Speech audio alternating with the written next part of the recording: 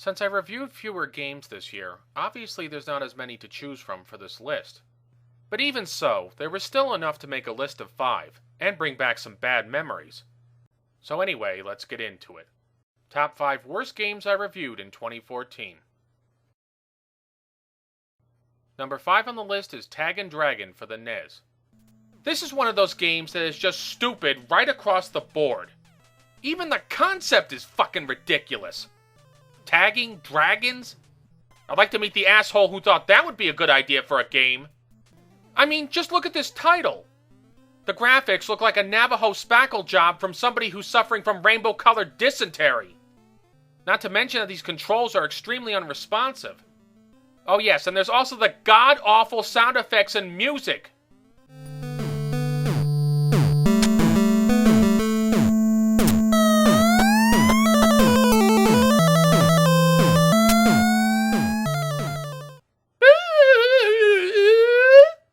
Who the fuck came up with this music? PewDiePie?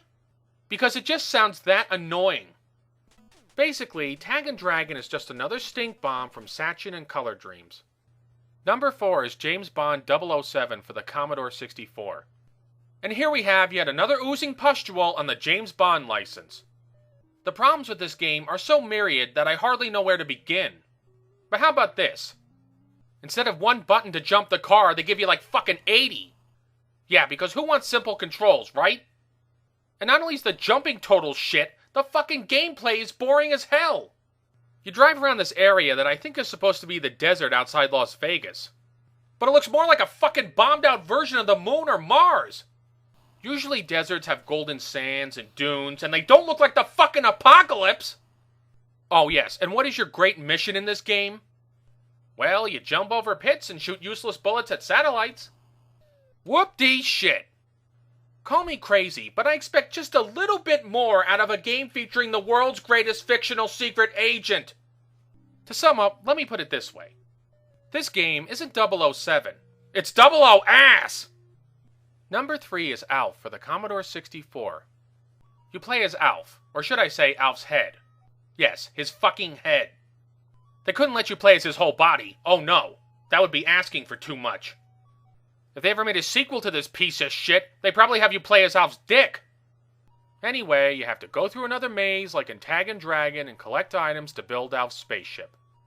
Which might not be so bad, except the game gives you 50 million steps to complete. Get the pizzas, get the cats, get the parts, get the key, get my wallet, get my coat, get my car, get my girlfriend's contacts while you're at it. Jesus Christ, is there any fucking thing I don't need to get? This is like a treasure hunt for assholes. Oh yes, and there's a pizza timer as well. If the pizza timer runs out, you can't get another cat until you get another pizza. Aggravation, thy name is Alf. Number 2 is Planet of the Apes for the Game Boy Advanced. This game is so fucking terrible that it only missed the number 1 slot by a hair. Although the in-game graphics are adequate, the cutscenes look horrendous!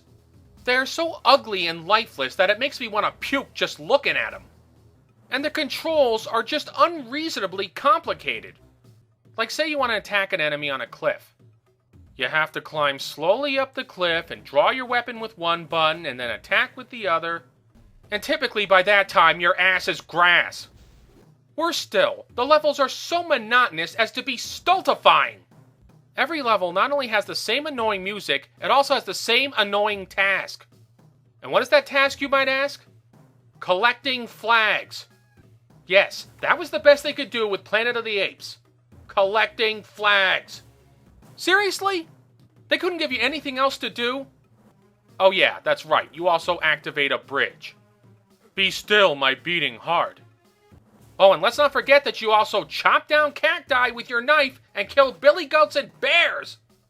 I mean, what else can I say? Not only does this game suck on its own, it also pissed away great source material. And finally, I come to the number 1 worst game that I reviewed in 2014. Mission Impossible for the Game Boy Color. I had real trouble choosing between this one and Planet of the Apes because they're both so bad. But one thing cinched it for me. Tom Cruise's ass. That's right, his butt was the deciding factor. As bad as the Apes game was, at least it didn't have these kind of glitches. Enemies can walk right through Tom Cruise's ass and nothing happens!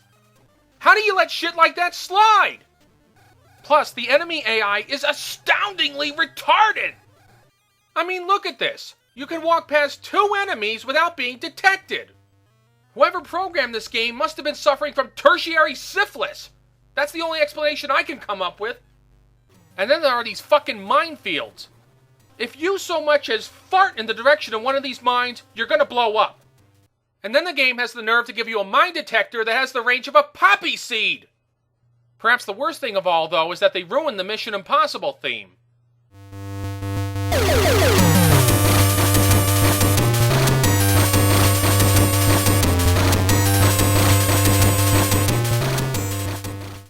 And then there's that wonderful alarm noise.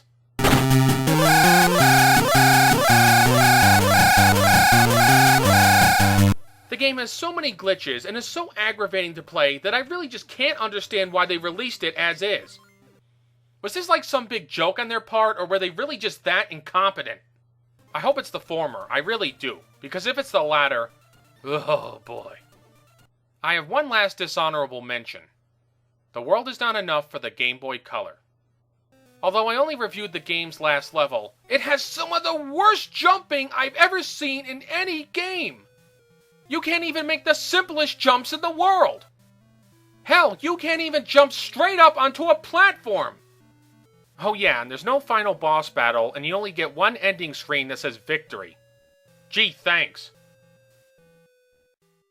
So in conclusion, if I have any resolutions for next year, it's to play more good games and give more positive reviews. That's not to say that I'll stop playing bad games or giving negative reviews. But I would just like to balance out the good and the bad a little bit more. This is Filmin' Stuff, signing off. Thanks for watching and have a happy new year.